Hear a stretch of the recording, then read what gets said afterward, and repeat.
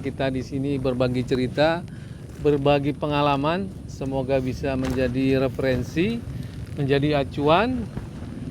Syukur-syukur ada pembelajaran yang bisa dipetik, karena dari pengalaman ya mungkin ada yang menggembirakan, ada yang sedikit menyusahkan, ada yang sedikit menyeramkan. Nah, ada jadi sedikit menggelitik. Nah, supaya nanti tidak terulang. Kali ini dengan latar belakang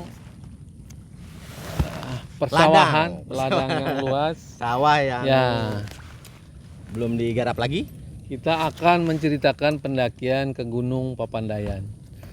Walaupun Gunung Papandayan terkenal tidak terlalu sulit, cuman tetap saja itu sebuah pendakian. Jadi ketinggiannya lumayan menggiurkan, 2665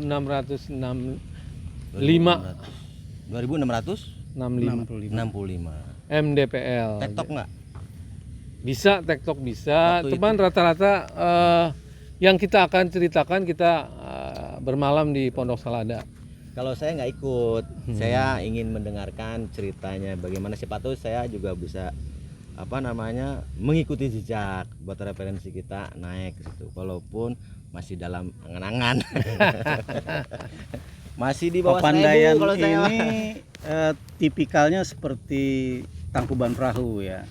Tapi manis maksudnya? Bukan, perjalanannya lumayan jelas dan enak. Untuk pemula tuh enak sekali. Cuman ada di saat-saat arah dari kawah itu ke atas ke hutan mati, dari hutan mati ke Pondok Salada, dan dari Pondok Salada itu kita langsung menuju ke puncak. Pondok Salada itu maksudnya kebun.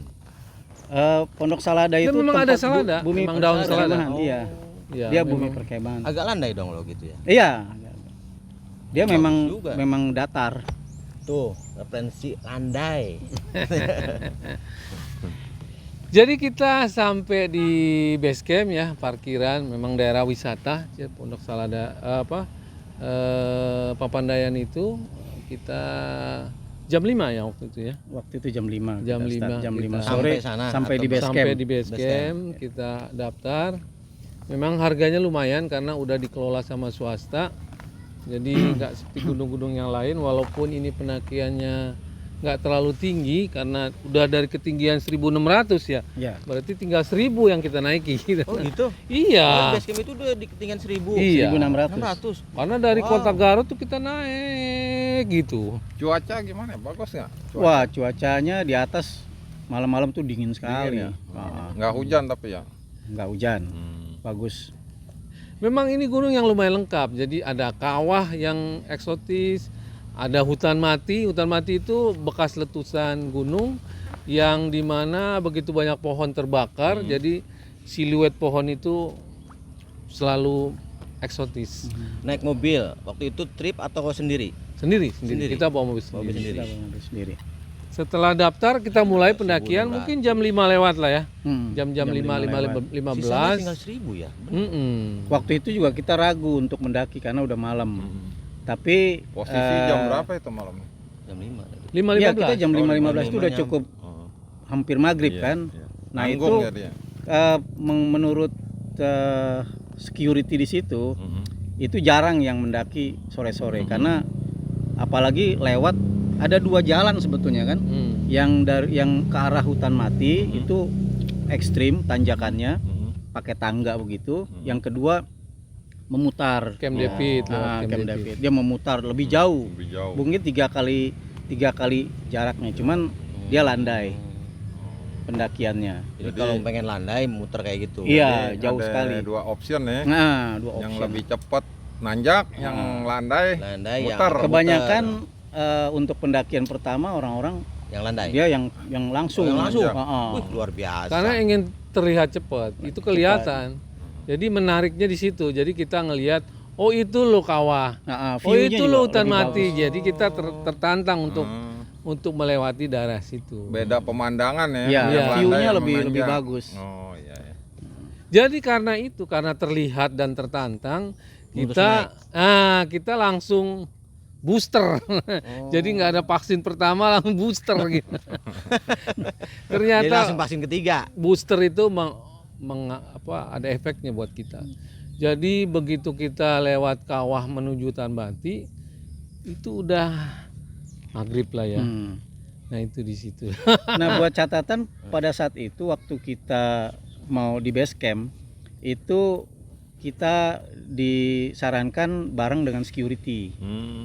Karena Security yang iya di pokoknya base camp tadi. Keamanan, karena di situ keamanan. banyak keamanan. Oh, maksudnya dikawal gitu. Iya. Pas mau naiknya. Betul. Bukan dikawal, si security itu pun dia mau ke atas. Oh. Jam 5 itu waktunya dia mau ke atas. Patroli. Patroli ganti shift gitu loh. Oh, Di persib. atas Oh, di atas tuh ada Ada. yang jaga Pondok juga. Selada. Di iya. Pondok Selada ada. Pondok Selada itu ada warung segala Ada macam. warung banyak. Ngopi. Jadi Tempat tenda camping juga ya. Tenda juga dia yang pasangin, kita tinggal masuk aja. Oh, berarti enak juga ya. Berarti Enak. fasilitasnya Iya. udah lengkap ya, disiapin Iya. udah ya. Iya. Tenda bawa sendiri, misalnya mau camping nih bawa sendiri apa sewa? Di sana bisa disewa. Ada sewa juga. Ada ya? sewa, ada Ya, biasanya enak rata-rata sewa. bawa sendiri kebanyakan. Bawa sendiri, tapi berat ya. Kita kan jaraknya juga Deket ya ya. kalau yang biasa mendaki sih nggak terlalu Nggak terlalu berat berat juga ya. sebetulnya. Kecuali kalau mau ke arah puncak lagi. Iya. Nah ini yang akan kita ceritakan begitu kita lewat kawah menuju hutan mati, suasananya mulai. Emang dari apa namanya udah kelihatan kawah dari ketinggian tadi yang base camp tadi. Iya, makanya tadi dibilang mirip dengan Tangkuban Perahu karena memang Oh, udah langsung kelihatan. ya itu. Iya. kelihatan. Yang dibilang Masya view-nya Allah. lebih cakep Iya. nanjak Iya, itu. Dari base camp tuh Pantesan. naik udah langsung kawah view-nya. Nah, Langsung hutan mati. Nah, makanya kita di hutan mati itu ada sedikit gangguan ya. Nah, silakan nih. Karena yang mengalaminya Pak Sorante ya, ini. saat itu posisi saya sebetulnya paling belakang.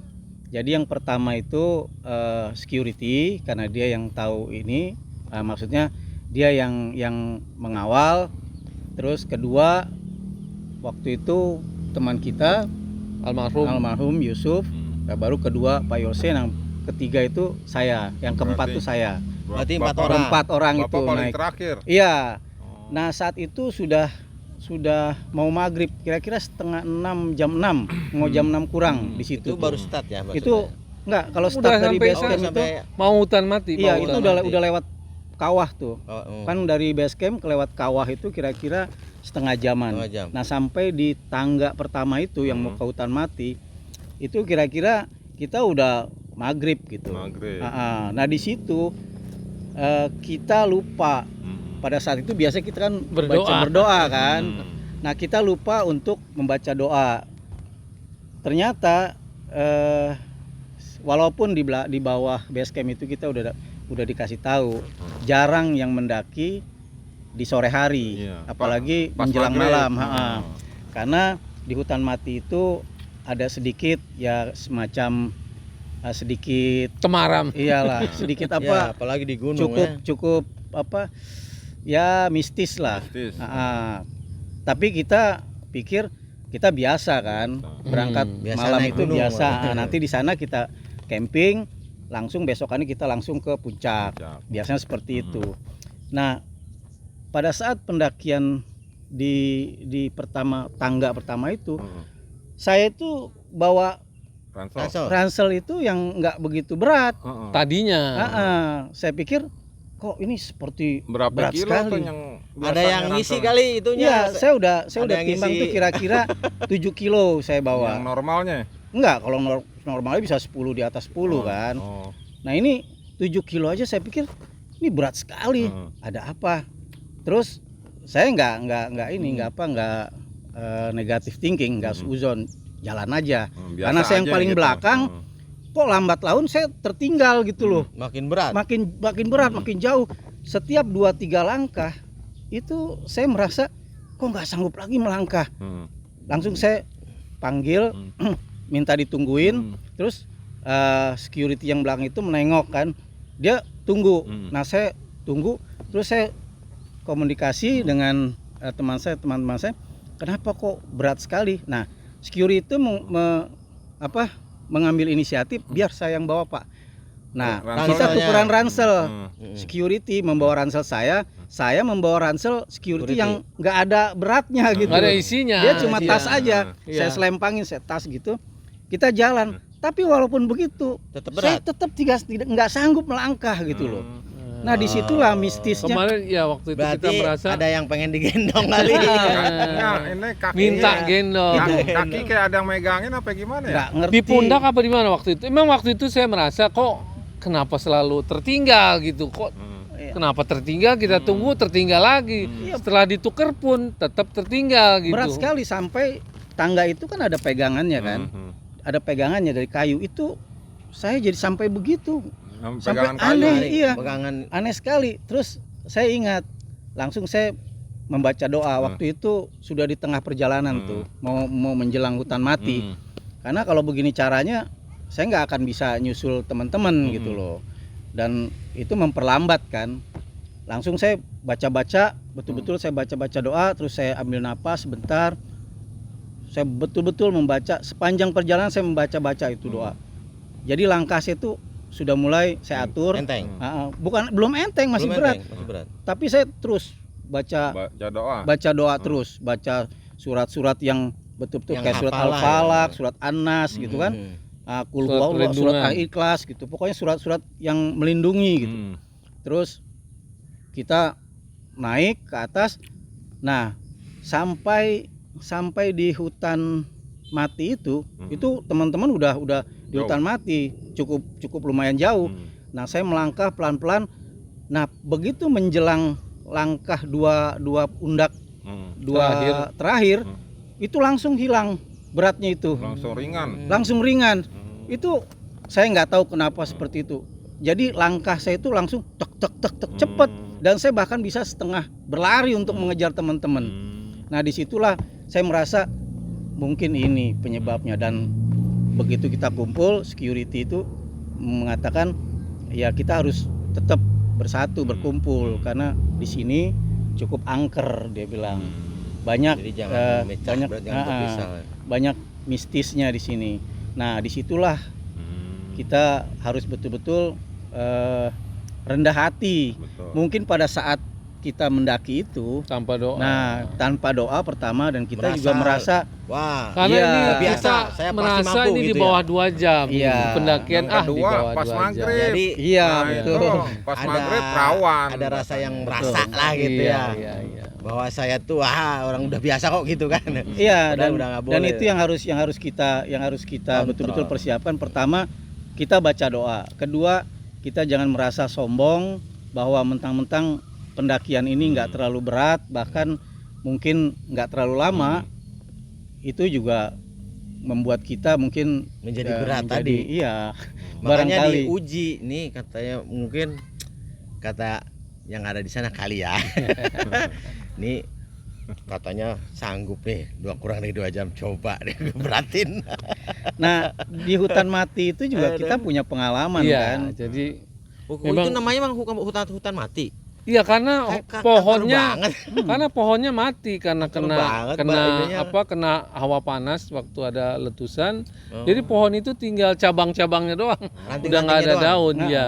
Dan itu semuanya warnanya Gersang hitam. dong ya. Warnanya Gersang. hitam. Warna hitam. Jadi memang eksotis sekali kalau kita sampai Itu- sana remang-remang. Waduh. Kalau malam itu belum terlihat tuh. Kita sampai situ kalau nggak salah udah cukup malam, setengah tujuan itu. Jadi udah lewat gelap ya? maghrib. Iya, gelap. Itu nggak begitu kelihatan bayangan pohon itu. Tapi kalau begitu pagi kita lihat, itu bagus sekali, eksotis sekali. Dia punya pohon-pohonnya itu Jadi hitam, antik ya. antik. Nggak ada daunnya, Di bawahnya tapi kawah, cabang-cabang tapi semua ya. ininya itu.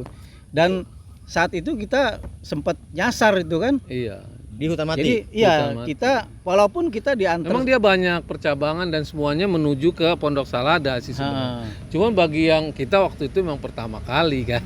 Jadi itu lumayan membingungkan. Membingungkan dalam hati, ini kok kayak udah pernah kita lalui gitu. Dalam hitungan 10 menit kita bisa